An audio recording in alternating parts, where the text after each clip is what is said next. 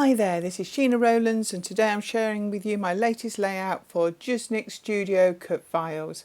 The cut file I'm using in this layout is called Blossoms, and I actually, using the silhouette, stretch it to be around 12 inches long.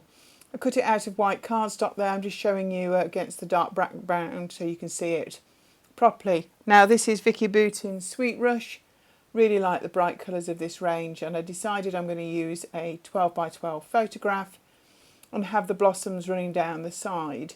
I'm actually in a poppy field, but I thought it went quite well together, and I really like that green pattern paper behind the photograph. I took one of the other papers and I cut out, fussy cut some little flowers in pinks, oranges and reds, just so I could fit them in around the cut file, just to add a little bit more interest.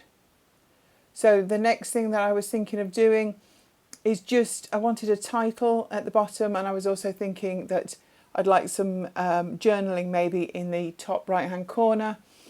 And then I found I'd cut out some butterflies from a previous layout, and I thought actually they would be perfect too. So that's something that I had in the back of my mind, that I would want to cut some more butterflies out. I really like that green ticket, and it does make it to the end. And just to hold a little bit of journaling. I'm not very good at journaling on my layouts, I don't know about yourself, but it's something I need to do a little bit more. So off camera, on my silhouette, I cut some vellum to go behind the flowers, and I've come in now with some oxide inks and some brushes and foam daubers to actually colour them in. I did try looking at coloured vellum, but they were all really bright shades, so I decided I would colour the vellum myself. I spent a bit of time on this, to be honest, so I don't do it all on camera, and I use all the shades that you can see. Quite whether you can see that when it's finished, maybe close up you can see that there's lots of different shades, but actually even though I did enjoy it, it's quite therapeutic. I love the brushes. I need to use them more actually. I don't have designated brushes for each colour, but I do wash them in between uses, and I think I must have about 10 or so. In fact, one of them I think was a makeup brush before crafters seemed to start to use them. Anyway, so obviously if I can't see where the cut file is, I just peel it back so that I can actually see where the vellum is that I want to colour. Trying to do the stalks of some of the flowers in a darker colour, and I've got a brown and a burgundy that I'm using there. I've also got a bit of orange that I've brought in to just add a little bit of interest to these vellums. So we'll see at the end what you think, whether all this time is worth it. But as I say, I did enjoy it, and it didn't do me any harm at all. So I'm just going to finish off these few bits whilst on camera, and then I will fill that whole sheet and cover all those flowers. I think there's about 11 different ones in the end. So I've lifted them off the sheet. I've just placed them behind the cut file, just because not all the flowers are the same shape. So I wanted to make sure I'd got the right for the right flowers. In fact, a couple of them I actually cut twice. That was a mistake, but what I did in the end is I actually had coloured them all, so I actually layer them up. So the darker ones, the ones that look darker red, there's actually 2 layers of vellum. So using some wet glue, and I really like this Nouveau glue at the moment, I just attach the vellum in the centre of the flowers, or at the base if they're like a closed bloom. So just a few dots just to get the vellum to stick, because I hate the way that glue makes vellum go all crinkly. So I want to put as little as possible on just to make those stick. So it just takes a little bit of time, but I don't know whether you can see the variety of colour that I achieved there. So I've sewn the photograph now down to the background paper, and I gutted it because this green is one of my favourites. And I've stuck the vellum behind the flowers. And as I say, I doubled up the ones where I'd got 2 of. I'm just going to come in with some foam pads and place them in the centre of the main flowers, because then I'm going to go on and cover them, because I don't really want the foam pads to show. So I'm just cutting these foam pads down a little bit so that I can just pop them literally in the centre of each flower. I could get foam pads that were the right size, but I still do this. I still end up chibbling away at them, cutting them up. It makes for some real confetti all over the floor, but as you probably don't know, I'm standing up when I scrapbook, so bits do fall off this desk and stick to my socks. But that's another story, when you find little bits of foam pads all over the house, but that's how I want it to look now I've got the foam pads in. Now I've been having a look through my stash and I've remembered I'd got these. Now they're little, they're like enamel dots, but they're made of paper. Now I had these before I started scrapbooking. I think they were from a company called Craftwork Cards, but if you know better, do put it in the comments. And I've got this whole jar of these things.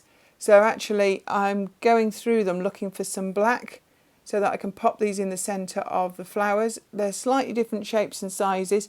It looks like they're made of paper. They've been pushed into some sort of mould. And I found enough that I like the shape of, so I'm going to put those in the centre of the flowers, and that way it covers the foam that I'm going to use to actually stick them down with to the layout. So I'm now thinking about that top right corner. I do want a phrase on it potentially, but we'll see what else I can add to it. So I'm just looking at some of the ephemera pieces that I'd put to one side at the beginning to see what sort of colours and bits and pieces I'd got there.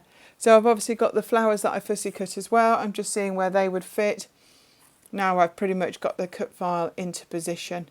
And they just fill a few gaps. I want to keep the green. I don't want to fill the whole space on the left. But I think there's enough going on that there's going to be plenty there. So the loving this does stay in the bottom left corner with a couple of flowers around it. I actually enjoy this process, moving things around, having a think. Not that I've got lots of time to spend, but it's part of the process that I really enjoy. So I don't mind if it takes me a few minutes to make some choices and then stick things down. I'm not very good at making fast choices, definitely. So I'm just going to make sure I've not missed anything. So I'm going to look through the chipboard and the stickers just to see if anything would be better. Little bit disappointed. I think the stickers are actually slightly misprinted, so they're a bit off. So I'm not using them as much as I would have done, I think, normally. I know it's just hit and miss. These things happen when thousands of things have been printed, but it's definitely stopping me using them a little because they are a little bit off. But I didn't notice originally when I first bought them. But that's just the way it is. So I'm just going to have a look, see if there's anything I think might be added to this layout. But as I say, I think I'm quite near actually having quite enough going on there. So I've just cut a few more butterflies out of the 6x8 pad, and I'm going to add some of those in as well. I'm also going to take off some little centres. They're little dots that were on the title sheet there, and I'm going to add them in the centres of the flowers just to add a raised dome in them as well. So I'm going for a contrast colour. So I'm using the pinks and the oranges, but not necessarily in the pink and the oranges flowers. I'm moving them around a little bit just to add a little bit more. I'm just seeing if there's anything else on that sheet that would be useful just to add down that left side. So do you use A4 photos at all in your scrapping, or a 12x12 photo in your scrapping? It's something I've been doing more and more of. The A4 I print at home, so that's no big deal. 12x12 I've had printed previously in Costco.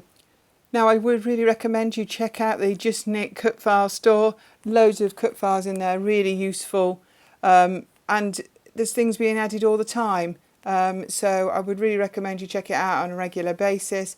They really cut very well, and there's a whole design team on IG, so you have a good look. Lots of inspiration there as well that I would really recommend. So this layer's pretty much there now, I think. I just got to finish that top right hand corner, and I'm just seeing what other butterflies that I want to add in. Trying to stick to the colourways that I've previously chosen rather than adding something new in at this late stage. So I'm having a good old think which ones that I need to fussy cut. So I'm now going to add a little bit of journaling and a bit of tape to this so I can get this stuck down on the layout. Sometimes I do the journaling first, then stick it down, and sometimes I forget, and I end up having to squeeze in around embellishments to try and get the date and a few details stuck down. But I'm just going to start to get this into place, and that says do all the things. So this photo was taken at a wildflower field that you paid a minimal entrance to, and this was last summer, I think. And because of COVID and everything, it was actually something that was allowed to be done because it was outside. So it felt nice and safe, and we had a really good time. And then they had some sort of like ice cream van, and we could have an ice cream, and it was just a perfect afternoon out. So here I am showing you all the dimension with the cut file because it's all on its foam. Really pleased with how it's turned out. This is the finished layout, and there'll be some close-ups too.